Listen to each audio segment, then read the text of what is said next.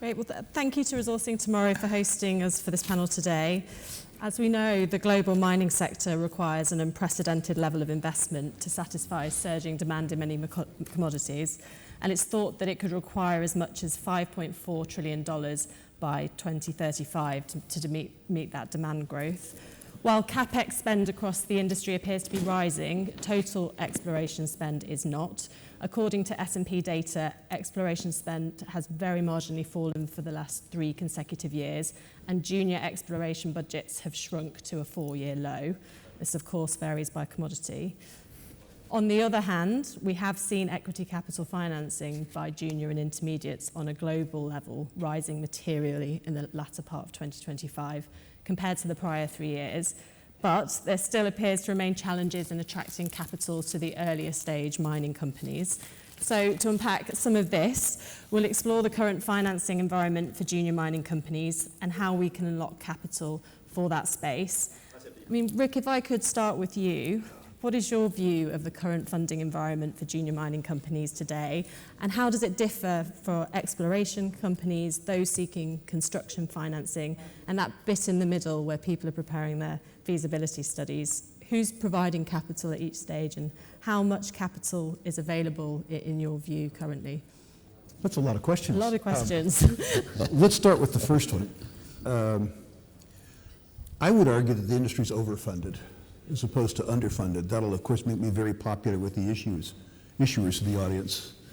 But if you look at the returns on capital employed in the junior exploration industry over 30 years, it amazes me that we can attract any capital at all. My cure for that would, of course, be to have many, many, many fewer juniors. The performance in terms of return on capital employed seems to be constrained in a very, very, very narrow number of teams. And if your problem, as I see it, is overfunding as opposed to underfunding, the only way to cure that is to reduce the number of juniors. Of course, the management teams that would be excluded from that process object to the process. Answering the rest of the questions, where the audience might like me more than the first question, I would say a very clear articulation to various facets of the investment community as to what the value proposition was. Less about my mission is to explore this, that, and the other thing. Rather, my mission is to generate very high risk adjusted returns to investors by doing the following. And I think that the capital raising community and the issuers themselves need to do a better job of investor identification, and they need to tailor their message to specific audiences. For 30 years, the industry has seemed to outsource capital raising to investment bankers, saying, you need to raise X, go get it for me. And I think the time where that's effective is largely past. There are a bunch of audiences that issuers must reach. The one I have the best experience with is US high net worth retail. But there's also industry itself, which I think is a wonderful source of capital. There are, of course, the London institutions, the Canadian institutions. But the truth of all this is that we have to broaden our access to capital, and we have to tailor our message to individual groups, not outsource capital raising to the investment bankers, but rather do it ourselves, which is all hard work, but it's high time that we do it. The last thing I'd like to say is that we need to pay more attention to scale. As you scale up, assuming that you scale up intelligently, you get to take advantage of passive flows. The money that's available in exchange-traded funds, in passive investing, once the juniors reach a certain scale, is astonishing. I remember my duration in Sprott when we started raising almost accidentally $40 or $50 million a day in passive flows. And issuers would say, how on earth are you doing this? And the truth is I didn't know, but I would say to them, well, that's a trade secret, and it's only available for a fee. The truth is, as you get larger and you're trading liquidity increases, it's difficult to overstate the importance of passive flows. I hope that helps. It does help, and that's an interesting perspective to say that the industry is overcapitalized. And I think certainly from a construction standpoint, when you get to that financing, there's so many avenues for people to find different types of funding. But I guess from an exploration standpoint, Greg, Empire's growth over the 2-year period is a good example of greenfield success story. What's your funding journey been? And what's your view on the availability of capital for early stage explorers? Look, we've had, I guess, when you compare it to a lot of junior explorers, a lot of success in raising capital. That's predominantly come from UK retail, high net worths, your standard sort of funders of these junior exploration projects. We've made a lot of progress in a couple of years. The market has, I guess, given us credit for that, which has made it easier to sort of move through this process. We've gone from pure exploration to development very quickly, and I think what that's really highlighted for us is, having to move, the momentum of the projects moves so quickly, we need to keep up with that from a capital perspective. And so very quickly, we've had to go from raising money from predominantly retail investors to looking at larger funds, institutions. It's definitely harder once you're trying to bridge that gap from a junior explorer through to a developer. But ultimately, investors back inevitability. We continue to de-risk the project, we validate it, we communicate with our shareholders. And I think what we are trying to achieve is when you get to that point where your investors start to believe in the project, believe in our goals and visions, and that project becomes more inevitable, in theory, it should open up those doors to that next range of funding. I guess, though, in saying that, having spent the last 3 to 6 months particularly trying to move to more of an institutional sort of investor base, not necessarily going out there to raise the money right now, but going and speaking to the larger investors, bigger family offices, funds and institutions. Particularly in the UK, it's been challenging. I guess as we were going on this path, our advisors continued to tell us, look, once you get that market cap up, the doors will open, everyone will speak to you, you tick the boxes, we have development success, we have our MRE, we have our processing, but it's still been very difficult to, we don't really feel like those doors are necessarily opening in the UK. We have had more success in Asia and Australia, and maybe that's down to where the project's located as well. Being a UK AIM-listed company, but with the project and the operations in Australia, there's definitely a bit of a fit there. But yeah, look, that's really been a focus for us, and it's something that we need to really focus on now over this next 6 to 12 months, because we want to maintain this momentum we've had, and to be able to do that, we need to continue to fund the project, and it gets more and more expensive as you go through that development cycle. And so in your experience, you'd say perhaps the institutional investor community here in London is a little risk off when it comes to the earlier stage? Yeah, I don't think you really have that resource-focused institutional investor as much as you maybe did even 10, 15 years ago in the UK. I think most of the, again, sort of institutional investors seem to be more generalist. But yeah, I think that gap, finding that gap is definitely becoming, is challenging. Yeah, thank you. Cailey, I'm interested in your views. 2 questions. I guess, what's your take on the sort of general funding environment today for juniors? How has that changed over the last few years? And then secondly, perhaps you could talk a bit about Xcelsior Capital and the role that alternative financing solutions can play for junior mining companies. Yeah, thank you. Well, I think like most investors, it's always a balance of risk and reward, but we always want to have our cake and eat it, come in, like it did today, come in late and be the last dollar that goes in the ground to make sure that the reward part of the equation is higher than the risk part of the equation. So the thesis of investing hasn't really changed much. Rick's been it as longer than I have, but it's what's very changed dramatically is the landscape alongside it. The sort of industry doesn't feel like the standard.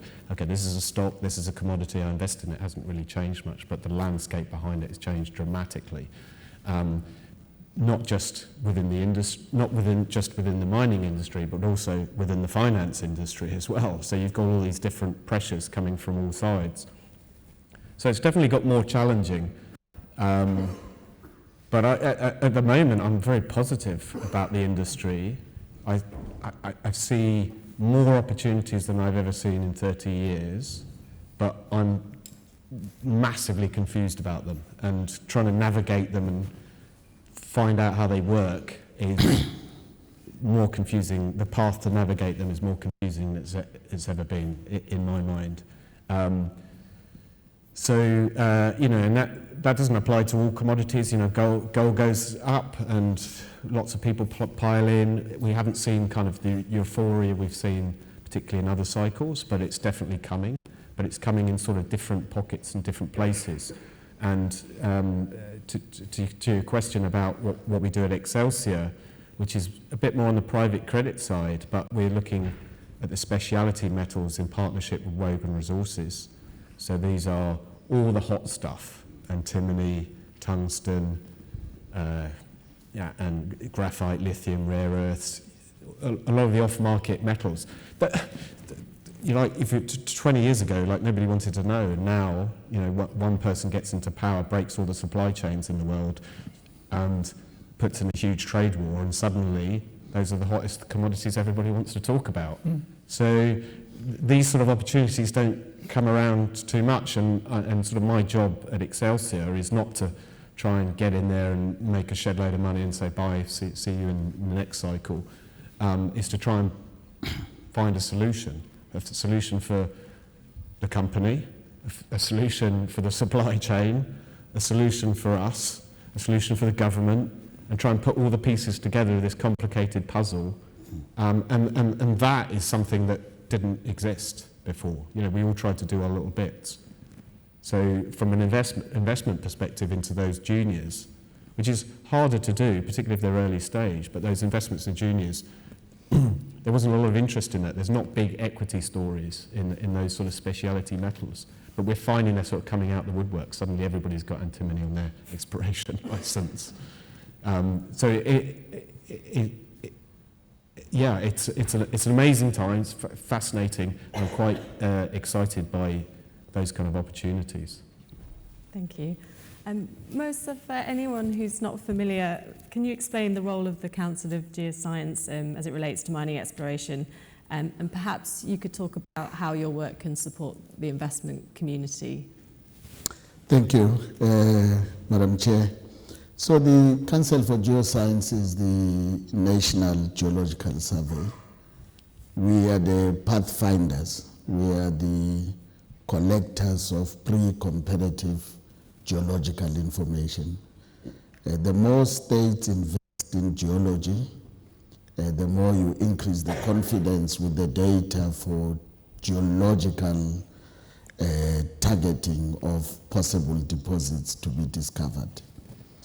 And our role as the custodian of geological information is to make sure that we keep the repository of the geological data set as current as possible.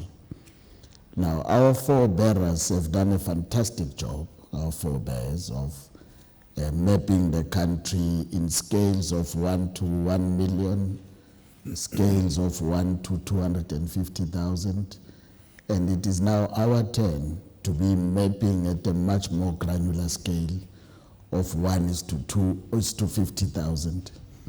When we started with this program about 10 years ago, we were less than 3% mapped at 1:50,000.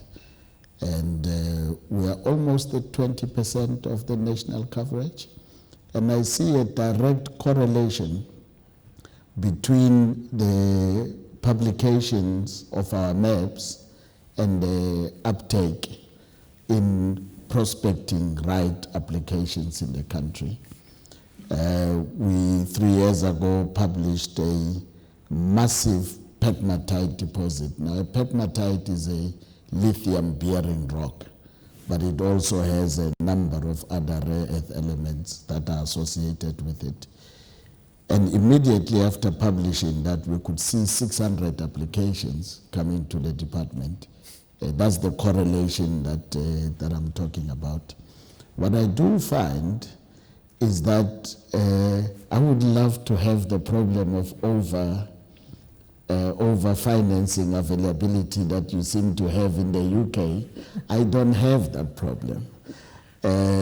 What we find is that the institutional investors and the financial institutions are highly risk averse in the South African context.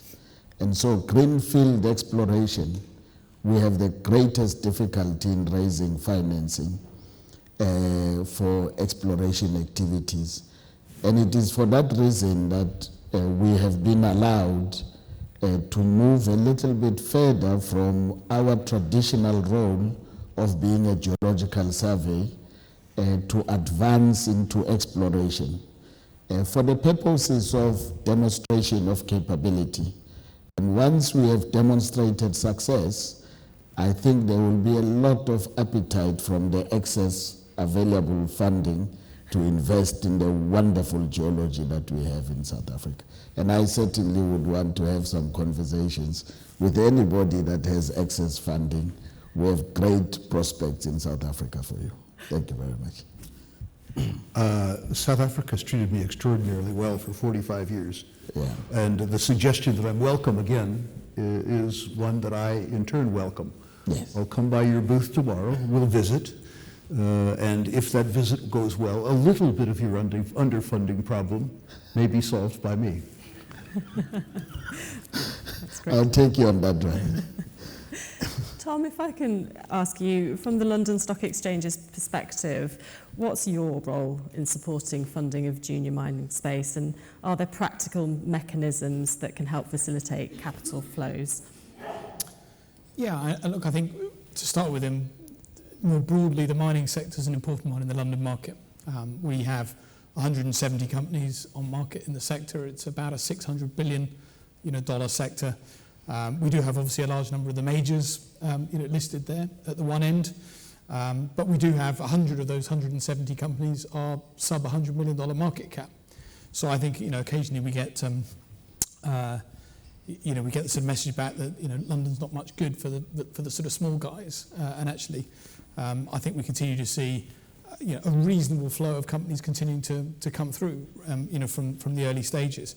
Actually, where the London market's been hollowed out a little bit is in the mid-market, slightly larger businesses that have been either Russian and therefore delisted in the last few years for obvious reasons, or bought through M&A. And you look at businesses like Randgold and Centamin, and there's actually some holes opening up there which actually I think provide great opportunities. You look what Endeavour Mining's done at the larger end and come through, taking advantage of the fact that that hole was there, and are now in the FTSE 100 and flying. So I think we have a role to make sure that the capital is flowing as freely as it can. I think we've worked very closely with government and regulator over the course of the last 2 or 3 years on the broader reform agenda to try and make sure that as many bits of the jigsaw are in place to make it as constructive a place to raise capital as we can. I think inevitably in the last couple of years, a lot of the focus has been around the rules and regulatory framework, which is now by and large done. Main market listing rules fundamentally rewritten. A fresh look at sort of corporate governance, stewardship code, remuneration. There are new prospectus rules coming in January that have been well flagged that will make it easier to raise large sums of capital relative to issued share capital without requiring a fresh prospectus. So I think that side of it's in good shape. On AIM, where of course Greg is, there's a little bit of catching up to do with how far the FCA went with their main market rule changes. There was a discussion paper published 10 days ago, and you'll see some further changes into next year, again, to continue the vibrancy of the AIM market. So I think from our standpoint, a lot of the things that are directly within our control are falling into place quite nicely. Where I think now, inevitably, the focus is at its greatest is around how can we make sure that the demand side is as strong as it can be. And I think, you'll have seen the budget, last week. Whatever else you thought about some of the other bits of the budget, actually the commitment to continue the capital markets reform agenda has been fantastic. So, stamp duty holidays for companies listing on the main market for the first 3 years of listing. That's a helpful piece. Capping cash ISAs at £12,000 to encourage people to start moving back into productive assets. And I just heard from the green room some of the previous panel talking about that and going back to what these plans were initially set up to do. They were called personal equity plans when they were first established. And getting people back towards investing in productive assets, I think, is super important. So I think there have been some positive developments on that side. Of course, at the larger end, we do need to, I think, as a country, think about the pension fund allocations again, and the government are clearly doing that. I think, when I first started as a junior banker, the UK pension funds owned 50% of the market. It's now 5%. And that's happened very slowly over a long period, and the pension industry has transformed. Direct contribution pensions, a lot of focus on fixed income, global allocation models, and I think the government have really got the bit between their teeth in terms of continued reform to try and make sure that, the UK doesn't systematically underinvest in itself. If you look at the rest of the G7 pension schemes, whether it is Australia, Canada, Singapore, etc., they've, I think, probably been a bit smarter in terms of the way that those incentives line up, and I'm sure we'll see more of it go. So, yes, I think lots of progress in the right direction, but still more to do, certainly. Thank you. And we'll come on to discuss kind of the different exchanges shortly, but just to move on to another theme that's been shaping the industry, it's global security of supply. I mean, Cailey, given your role, how big of an impact do you think governments, state-backed institutions are having on the availability of capital and financeability of early-stage mining, and really this move by the West to try and secure its supply chains? Yeah, it depends where you are in the world is the short answer. We've all seen what the US is doing, and they seem to be moving at 20 times the pace the EU is, which is incredible, so we're working with a lot of these governments. I think that we've gone through, particularly the EU and the UK, we've been going through an education exercise, and that's been gathering a lot of pace. We've seen the new Critical Minerals Act just come out.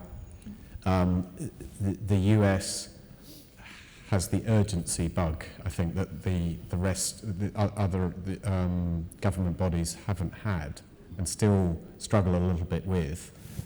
Australia certainly seems to be picking up the pace a bit. But what it has meant is they're desperate to make sure that security of supply is enacted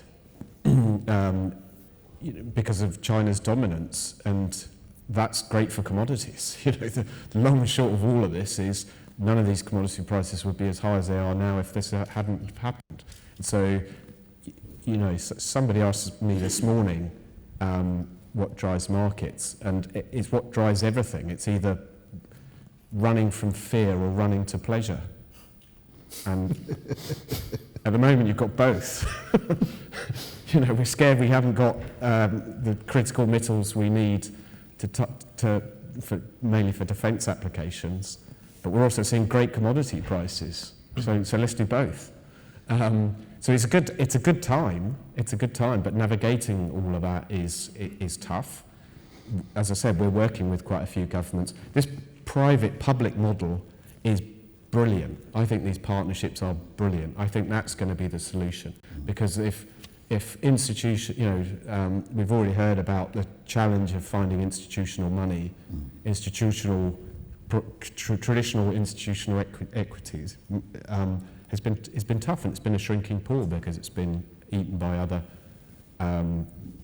funding sources, and that's led to different avenues, different weird sort of structures, weird groups that have had to provide that funding from an instance, even if it's other mining companies. But we've seen it up and down the whole supply chain. We've seen downstream users, OEMs supply funding. Now we've got governments coming from the side. So the challenge is sort of putting all those pieces together and working all together, and all with the same goal of, okay, how can we make the industry better, more investable, and at the same time get the returns and make money that we all want to do. And while it's tough, it's challenging, it's going to take time, this is new, and I think it's here to stay. Well, it's certainly here to stay for 3 more years. I think that's when his term finishes. Might be 7 more years. If we're all lucky, unlucky, depending which side of the fence. I think whatever happens, we're in for a good ride for the next few years, certainly. And I think this is the time, I'm very positive, I think, where these sort of partnerships will flourish. And do you think for some of the more niche commodities, a kind of floor pricing mechanism that we've seen, in a couple of sectors is necessary to attract the investment? It's clearly helpful. How do you see that? Do you think about that? Yeah, it's definitely necessary for some of the quality of projects to get off the ground. Yeah. And you could argue that with some of the UK projects as to, this is the challenge that discussions we've had, because you meet government X and they say, well, we want to build out our auto industry, so we're going to invest in a lithium mine or something, and you say, well, that's great, but you do know there's like 20 steps in the middle. So you've got to get them to understand that where's it going to be processed, what's the product, then there's a battery plant, then it actually goes into the car. And, I'm simplifying it even more so. So it does need government intervention in that regards for certain projects domestically. Not all countries. Some are very well endowed with mineral resources, like South Africa. So that helps. And there are some governments working together, which is good, in partnerships to help that. What the challenge is, and which I have to confess I haven't really got my head around, is like what that's going to mean for commodity markets. Like, is there going to be 2 tiers of prices, or is it all just going to, like, in 10 years' time, China's back on, Russia's back in the world again, and then we're all back to sort of normal again? I don't know. I don't know quite how that's going to play out, or what it's going to play out for pricing. But it will definitely solve the short-term problem, and it will definitely improve domestic resource security. Thanks. And Greg, are you actively engaging with governmental sovereign-linked funds? And do you think that's reshaping the financing landscape for companies like? Yeah. Look, I think to follow on from Cailey's statement, I mean, sovereign funds, governments have changed their investment. They're looking at projects earlier. I think because of that, sovereign risk and security, scale. And strategics become a lot more important than necessarily the stage of the project. I'm a bit more hopeful than Cailey that this does last more than 3 years. We've been lucky enough being in Australia that, they have been fairly quick to, I guess, follow, the lead from the US. We've had discussions with groups like Export Finance Australia from a very, very early stage. When we first started getting a grip on the potential scale and size of this project, we had initial meetings, and I think 10, 15 years ago that wouldn't have happened until you were sort of at feasibility stage. So there's a lot more engagement. Again, Australia's building a lot of links with the US government. Australia has a critical metals facility.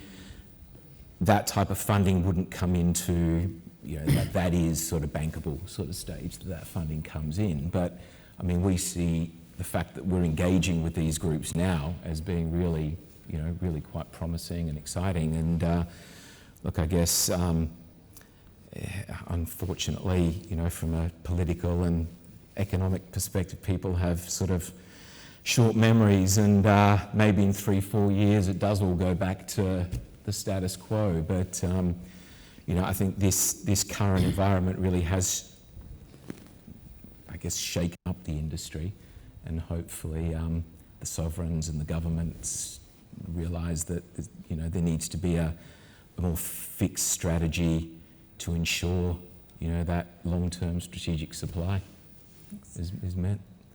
And if I move back to capital markets and the traditional institutional investor, I mean, Rick, how does early stage mining stay relevant for that traditional institutional investor? And I think, in the context of passive investing and when the Mag 7 dwarf the mining industry in terms of scale, can mining remain relevant? Can we see equally attractive returns within the space? Well, we can start by making them some money. I think that would make us much more attractive to them. If you look at our track record over 20 years of making the institutional money in early stage exploration, with the exception of 10 or 15 groups worldwide, our track record's lousy. So I think that's the first thing. Part of that's the fault of the institutional investor, though, too. For 20 years, I would suggest that at least some of the institutional investors have almost demanded to be lied to. And the industry's fulfilled that obligation, done it. But I think that problem takes care of itself. We have underinvested systematically in exploration for closer to 3 decades than 2 decades. Yeah. And the chickens are coming home to roost with regards to that. Our ability to fill our pipeline in terms of exploration after a 30-year hiatus is extraordinary. And I really believe that that's a problem that takes care of itself. Ours is a very cyclical industry. And although it's harsh to say, the cure for high prices is always high prices, and the cure for low prices is always low prices. When you look at the major companies and you look at the way that they've attenuated both their exploration spend, but also their investment in human resources around exploration, what they've done, whether they admit it to themselves or not, is they've outsourced exploration. The consequence of that is that the amount that they are willing to pay for a successful effort, for a real discovery, is mind-boggling. I mean, really, truly mind-boggling. In some cases down to PV0 in anticipation of higher commodity prices. And that is a circumstance that will take care of itself. The second thing is that it seems to me that at least some of the institutions are paying less attention to the narrative. I like titanium, I like critical metals, I like gold. And more to the outperformance of certain teams in exploration, irrespective of commodity or narrative, which is to say, more institutional investors are coming to regard exploration as a knowledge business, as opposed to an asset business, and paying attention to the process of exploration rather than the resource narrative. And I think that's hugely important. There are groups around us that have been serially successful for 10 years or 15 or 20 years, not merely in capital markets, but rather in exploration. And following the pedigree, a pedigree of exploration success, a pedigree of process, a pedigree of capital efficiency, irrespective of the commodity, is something that I think is incumbent on the institutional investor. And I'm very, very, very hopeful with regards to that. I've taken the opportunity here in London to visit with a few old friends, by now literally and figuratively, among the institutional investors. And I would suggest that the upturn in the market and the more permissive stance notwithstanding, there's a discipline in the London institutional market that just didn't exist 10 years ago. The issuers might not like that discipline. The issuers by and large prefer dumb money. But I think it's healthier for the industry to be driven by smart money. So London has the smart money. No, I'm joking. I joke. No, that's very helpful. Thank you. I mean, obviously there's so many sector-specific risks, and I think for any kind of non-specialist investor, There's a lot to get your head around, permitting risk, exploration is inherently risky, and then all the ESG considerations. Greg, from an operator standpoint, what do you think are the sort of key risks that the industry faces from an investment hurdle, and is there ways that these can be addressed better by operating companies? Just following on from what Rick just mentioned, I think one of the biggest risks, particularly going from this exploration through to development, it isn't just about the project and the resource and the actual commodity. There is a lot about the team and actually having sufficient experience within that team to be able to move from exploration through to development into production, and not just finding access to the right people, really, I think is probably one of the, all of those other things, permitting, ESG, it doesn't really matter where you are in the world, you're faced with those risks. So that's, every exploration, development, mining company needs to deal with it. I think trying to set aside those hundreds of exploration companies from the ones that are actually going to work, I think if you can build a team, or if you have a company with a team that's done it before, has had success, and has that expertise, that's really going to make the difference. Thank you. And conscious of time, I think we touched on kind of differing exchanges, and Tom, I think the relative effectiveness of the global exchanges has been a really hot topic of conversation, and particularly the London capital markets has attracted a lot of media attention. How do you feel about London as an effective capital market for mining, and are there any misconceptions that you think investors maybe have? Me? Greg, yeah. Go for it. Yeah, please do. Like I said, we've had a lot of success in London. That's not saying that we feel our project is a global project. It's got scale. It's a very important commodity. It's sought after by global jurisdictions, but it's in Australia. So particularly over the last 6 to 12 months, we probably have 25% of our share registers Australian or Asian. In our last two fundraisers, where we've had some smaller institutions come in, they've been Hong Kong and Kuala Lumpur based institutions. We are looking at a dual listing on the ASX. Now, often companies dual list because they see it as a panacea to, whatever, that's going to fix the company's capital challenges or any other issues. It never, rarely works. But we kind of see that as a sensible next step, just given the project's location, the operating team, the growing team that we have down in Australia, and there is a large, more sophisticated, resource-focused institutional, funding available in that Australian-Asian region. But our goal is to focus on all these jurisdictions, including the UK, and hopefully, continue to get support from the UK markets as well as we grow the company. And Tom, I'm sure you have some. Yeah, look, I think it's not been the easiest market, more broadly, around the world, given some of the geopolitical and economic challenges of the last sort of couple of years. I think we're coming out of it, the sort of tail end of that, and you've seen the IPO market really reopen. So 3/4 of London's IPO market activity this year has taken place in the last 6 weeks. To give you an idea of the momentum we're on and the pipeline for next year, looks good. And I think that's across all sectors, not just mining. But I think again that'll help some of the sort of narrative that we've seen over the course of this year. Actually, as I was saying to someone earlier, we've had a lot of listings that have come through other mechanisms, dual listings, introductions, people changing their primary listing. Metlen in the sector was a good example of that. They didn't raise capital, so they don't show up in the IPO stats. But again, it's people coming through to London. I think Greg's entirely right. I think to be looking at that, I think one of the things over my career as a banker has been that when I first started off 30 years ago, if you wanted to sell a single share in a jurisdiction, you had to have a listing there. The investor base was completely fragmented. You then had this relentless globalization phase of 20 years where investors could invest everywhere. I think over the last few years, dual listings have made something of a comeback, actually, because even if investors can technically invest anywhere, I think the practical reality is they often don't, unless someone's on the ground in front of them, waving it in front of their face, saying, look at this, you should buy this, it's interesting, let me bring them in.